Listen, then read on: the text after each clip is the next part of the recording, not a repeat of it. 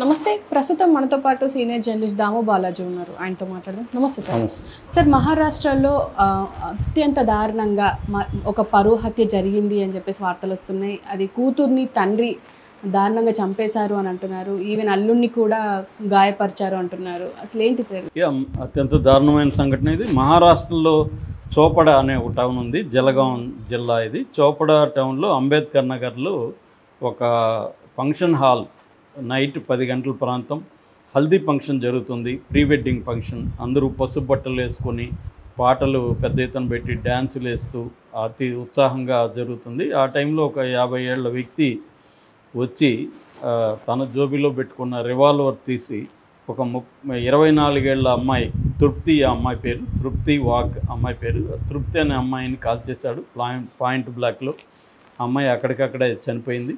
వాళ్ళ హస్బెండ్ అవినాష్ వాగ్, అతని మీద కూడా కాల్పులు జరిపాడు. 3 రౌండ్ల కాల్పులు. ఈ అమ్మాయి మీద 1 రౌండ్, అబ్బాయి మీద 3 రౌండ్లు జరిపాడు.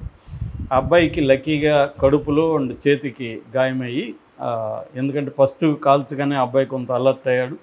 సో అబ్బాయి పడిపోయాడు, కానీ ఈ లోపల జనం ఇతని మీద పడిపోయారు. సో ఎక్కువ మంది జనం ఉన్నారు కాబట్టి ఇతని మీద పడిపోయి గన్ లాగేసుకొని ఇతన్ని చితగ్గొట్టేశారు. సో ఆ అమ్మాయి ఎవరో కాదు, ఈ కాల్చిన అతని సొంత కూతురే. కాల్చిన అతని పేరు కిరణ్ మాంగ్లే. ఇతను ఇంతకుముందు సిఆర్పిఎఫ్ ఎస్ఐగా పనిచేశాడు, సెంట్రల్ రిజర్వ్ పోలీస్ ఫోర్స్లో ఎస్ఐగా పనిచేశాడు. అతనికి సొంత రివాల్వర్ ఉంది. రిటైర్డ్ అయినాడు, కానీ రిటైర్డ్ అయినా అతను పెట్టుకున్నాడు. సో ఆ రివాల్వర్తో వచ్చి కూతుర్ని కాల్ చేశాడు. ఈ ఫంక్షన్ ఎవరిది అంటే, ఈ తృప్తి అనే అమ్మాయి చనిపోయింది కదా, ఈ అమ్మాయి వీళ్ళ అల్లుడు వాళ్ళ సిస్టర్ సంస్కృతి వాగ్ అమ్మాయి పేరు. ఆ అమ్మాయి పెళ్లి జరుగుతుంది. అమ్మాయి పెళ్లికి ముందు ఈ హల్దీ ఫంక్షన్ పెట్టుకున్నారు. ఆ ఫంక్షన్ జరుగుతుందని ఈయనకు ముందుగానే తెలిసింది, వెళ్ళి కాల్ చేశాడు. సో దీని నేపథ్యం ఏంటి, ఎందుకు కాల్ చేశాడు, అంతకుముందు ఏం జరిగింది అన్నప్పుడు, ఈ తృప్తి వాగ్ అనే అమ్మాయిది అసలు మహారాష్ట్రలో సిర్పూర్ అనే ఒక టౌను. ఈ అమ్మాయి బిహెచ్ఎంఎస్ అంటే bachelor of homeopathic science, medicine and surgery, BHMS చదువుతుంది, ఫస్ట్ ఇయర్లో చదువుతుంది. ఈ అమ్మాయికి అక్కడ పక్కన ఫ్రెండ్ లాగా వీళ్ళ బంధువు కూడా అవుతారని చెప్తున్నారు.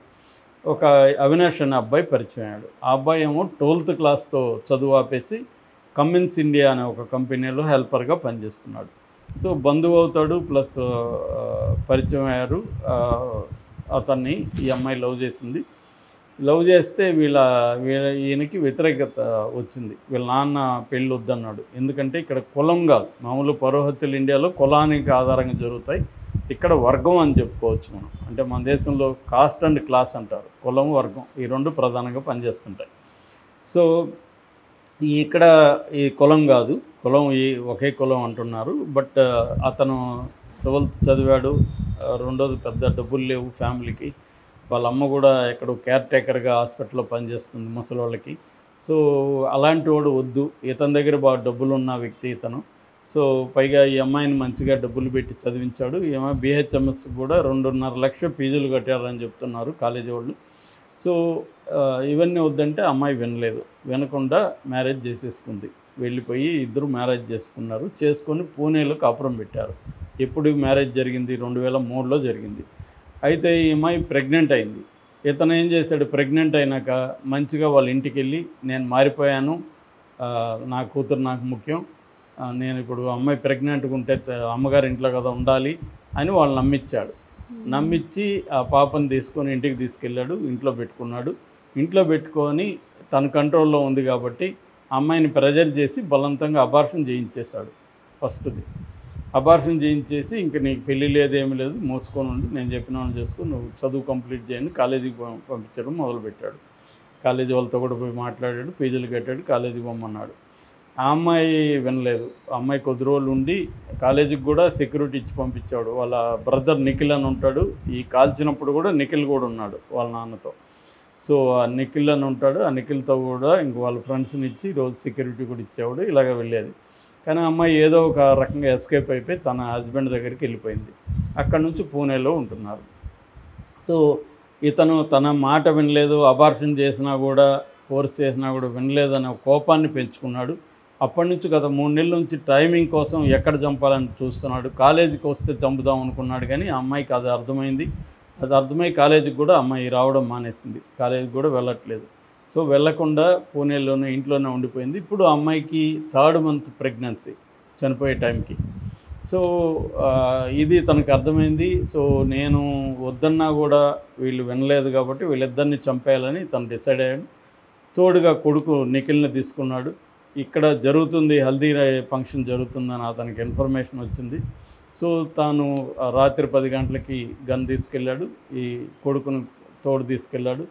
ఇతనేమి యాక్టివ్గా లేడు, కానీ కూడా వెళ్తున్నాడు. నాన్న చెప్పిన పని ఇతను చేస్తున్నాడు. ఎందుకంటే ఫ్యామిలీ ఈ అమ్మాయి పెళ్ళిని వ్యతిరేకిస్తుంది. సో వెళ్ళి ఫస్ట్ అతను కూతురు మీద ఎక్కువ కోపం ఉంది, తన మాట వినలేదని ఫస్ట్ కూతుర్ని కాల్చాడు. కూతురుకి హెడ్లో తగిలింది బుల్లెట్. సో ఇమ్మీడియట్గా అమ్మాయి కింద పడి చనిపోయింది. సో దాని తర్వాత అల్లుడు మీద కాల్పులు జరిపాడు. సో అల్లుడు సీరియస్ గాయాలతో అక్కడ ససూన్ హాస్పిటల్ అని జనరల్ హాస్పిటల్ దాంట్లో పూణేలో తీసుకెళ్లారు. ఇతన్ని జనము ఎక్కువ ఉన్నారు కదా, జనం కూడా. సో వాళ్ళు ఇంకా ఒక పెళ్లి ఫంక్షన్లో పెళ్లి కూతురు అన్నని, పెళ్లి కూతురు అన్న భార్యని చంపితే ఎలా ఉంటుంది జనాల రియాక్షన్. సో వాళ్ళు వచ్చి ఇతన్ని నిఖిల్ వాళ్ళ కుర్రాన్ని ముఖ్యంగా ఇతన్ని చావగొట్టేశారు బాగా. ఏ స్థాయిలో కొట్టేశారంటే ఇప్పుడు ఇతను కూడా బతుకుతాడా లేదా డౌట్గా ఉంది. కాల్చిన కిరణ్ మాంగ్లే ఇతని పేరు. ఇతను ఇప్పుడు ఐసీయూలో ఉన్నాడు, వెంటిలేటర్ మీద నడుస్తుంది ప్రజెంట్. సో కొట్టేసి ఈ లోపల పోలీసులకి ఎవరో ఫోన్ చేశారు, పోలీసులు వచ్చారు, అతన్ని జనం నుంచి రక్షించి పోలీసులు తీసుకెళ్లారు. పోలీసులు ఇప్పుడు ఇతని మీద కొడుకు మీద 3 సెక్షన్ల కింద కేసు పెట్టారు. ఒకటి 103 103 BNS, ఇది వచ్చి మర్డర్ కేసు. ఇంతకుముందు 302 ఉండేది, ఇప్పుడు 103 అయింది. అట్లాగే 109, ఇంతకుముందు 307 ఉండేది, అటెంప్ట్ టు మర్డర్. 109 పెట్టారు. దీంట్లో 109 ప్లస్ ఆర్మ్స్ యాక్ట్. ఈ గన్నుకి లైసెన్స్ లేదు. సో ఆర్మ్స్ యాక్ట్ కింద సెక్షన్ 25 and 3 ఆర్మ్స్ యాక్ట్ కింద కూడా కేసు పెట్టారు, అంటే లైసెన్స్ లేని గన్ను పెట్టుకుంటే. సో ఇతనికి మరణశిక్ష దగ్గర నుంచి లైఫ్ వరకు పడే అవకాశం ఉంది. అయితే ఇప్పుడు కొడుకును మాత్రం ఇంకా అరెస్ట్ చేయలేదని పోలీసులు చెప్తున్నాడు. అక్కడ జలగాం ఎస్పీ మహేశ్వర్ రెడ్డి మీడియాతో మాట్లాడాడు. సో అతనేమన్నా అంటే ఇది కుల అహంకార హత్య కాదు, కానీ తమకు ఈక్వల్గా లేదని, వాడు 10th 12th ఫెయిల్ అని, తర్వాత వాళ్ళకి తమ స్థాయిలో డబ్బులు లేదని ఈ యాంగిల్లో ఇతను వ్యతిరేకించాడు అనేది ఇతను పోలీసు ఇన్స్పెక్టర్ చెప్తున్నాడు. అంటే బేసిక్గా మనకేంటంటే జనరల్గా పరువు హత్యలు అంటే కులానికి సంబంధించిన హత్యలు జరుగుతున్నాయి. ఎందుకంటే ఇప్పటికి కూడా మనకి ఎంత చదువు ఎంత అభివృద్ధి అయినా కూడా తమ పిల్లలు తమ కులంలోనే పెళ్లి చేసుకోవాలని ఇప్పటికి కూడా తల్లిదండ్రులు మ్యాక్సిమం ఉన్నది. ఈ మధ్య నేను మొన్న కూడా నా ఫ్రెండ్ అవుతారు ఆయన ఒక చిన్న మీటింగ్ జరిగితే అందులో మాట్లాడుతున్నాడు. ఆయన ఏమంటున్నా అంటే వాళ్ళ కొడుకు అమెరికాలో ఉన్నాడు, అతనికి పెళ్లి సంబంధాలు చూస్తున్నాం, వాడికి ఒకే మాట చెప్పాను. వాడు ఏమన్నాడంటే మీరు చేసిన వాళ్ళని నేను చేసుకోను అన్నాడు అంట. అప్పుడు ఈయన వాడికి చెప్పిన మాట ఏంటంటే, నువ్వు SC ST ముస్లిం వీళ్ళిద్దరిలో కాకుండా ఇంకెవరినన్నా నువ్వు చేసుకో, బీసీలని చేసుకో, అప్పర్ కాస్ట్ వేరే వాళ్ళని చేసుకో, ఇతను వచ్చి అప్పర్ కాస్ట్. సో ఎవరినైనా చేసుకో, కానీ SC ST చేసుకోవద్దు, ముస్లిం చేసుకోవద్దు. చేసుకుంటే మాత్రం నేను అడుగు పెట్టనివ్వను నా ఇంట్లో అనేది ఇతను చెప్పాడు. సో ఇప్పుడు అతను ప్రేమించాలనుకో ఎవరైనా ముందుగా కులం చూడాలి, మతం చూసి ప్రేమించాలి. అతనికి ఉండే టార్గెట్ ఇతను కావాలనుకుంటే, ఇతను ఆస్తి కావాలనుకుంటే అతను SC STని పెళ్లి చేసుకోకూడదు, ముస్లిం. ఇది కనీసం ఈ మేరకు వచ్చారంటే కొద్దిగా ప్రోగ్రెసివ్ లెక్క. అంటే కనీసం